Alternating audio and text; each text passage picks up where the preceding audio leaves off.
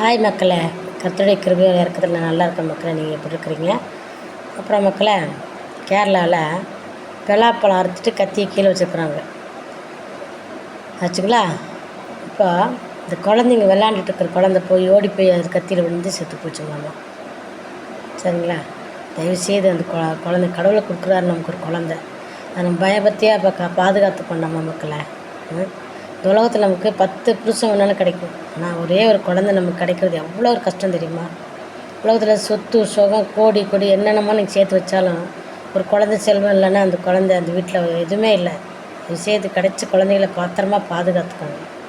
அதே மாதிரி ஒரு அன்றைக்கி பாருங்கள், ஆன்லைன் கிளாஸ்ன்னு சொல்லிட்டு ஆன்லைன் கிளாஸ்ன்ற இந்த லீவு நாளில் கிளாஸுக்கு அனுப்பிச்சிருக்குறாங்க ஒரு குழந்தை. அவங்க வீட்டில் ஒரு குழந்தை தான். நம்ம அந்த குழந்தை தண்ணி தொட்டிக்குள்ளேயோ என்ன தொட்டிக்குள்ளே விழுந்துச்சுன்னு போடுறாங்க, சொல்கிறாங்க என்னன்னு தெரியல.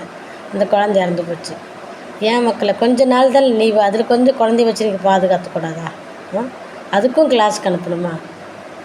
ஜபர்தஸ்தியாக அந்த குழந்தைகளுக்கு நீங்கள் அதாவது துணிச்சு அந்த குழந்தைகளை நீங்கள் படாப்படுத்துறீங்க. கிடைக்கிற குழந்தைங்க படி படி படி படின்னு மார்க் வேணும்னு அது போட்டு சித்திரவதை பண்ணுறீங்க மக்களை.